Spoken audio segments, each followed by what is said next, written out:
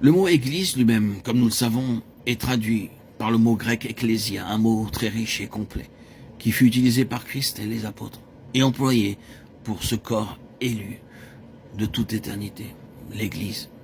L'équivalent moderne de ce mot est notre mot assemblée, un mot qui porte en lui-même tous les éléments de la signification de l'original grec.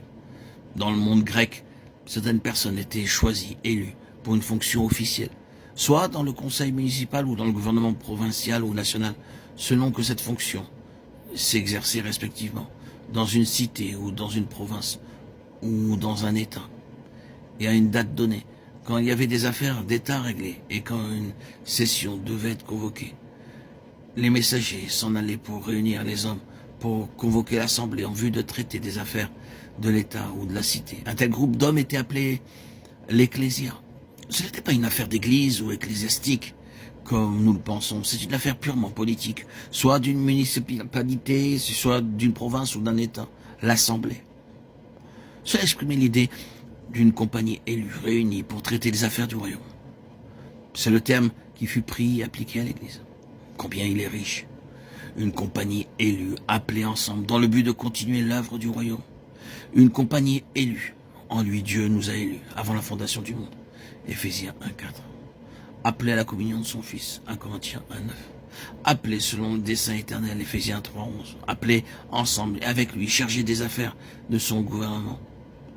Puissions-nous, en tant qu'Église, nous rapprocher de cela plus fidèlement et plus pleinement. Et nous arrivons tout naturellement ensuite à l'Église, qui est son corps. Nous avons cela dans Éphésiens 1, 22, 23. Et il y a bien sûr un certain nombre d'autres références à l'Église sous cette désignation ou ce titre. Quelle est la suggestion ou la fonction d'un corps physique?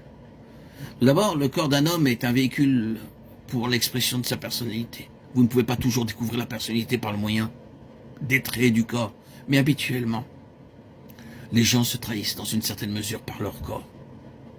Même si, dans certains cas, vous trouvez difficile de deviner ce qui se passe intérieurement, le fait même que c'est difficile à deviner vous informe qu'ils n'ont pas l'intention que vous sachiez. Et vous les avez devinés. Nous ne pouvons pas facilement échapper au fait que, soit par un geste, un regard, une expression, ou de bien d'autres façons, nous nous trahissons par notre corps. Cela est, en tout cas, une intention du corps. Être l'expression de l'intérieur de l'homme, le pouvoir d'un moyen de s'exprimer. Voilà l'intention du corps. De même, l'Église, qui est son corps, est le vase, l'incarnation du Seigneur, l'esprit, dans lequel et par lequel il doit s'exprimer. C'est l'Église telle que nous la rencontrons en évoluant parmi ses membres, concordée avec la pensée divine. Nous saurions à quoi ressemble le Seigneur. Prenons ceci à cœur, que notre existence même en tant qu'Église ait en vue que les gens sachent à quoi ressemble Christ. Hélas, nous le décevons tellement en ceci. C'est souvent si difficile de percevoir le réel caractère du Seigneur Jésus dans son peuple. Mais c'est là la toute première signification du corps de Christ.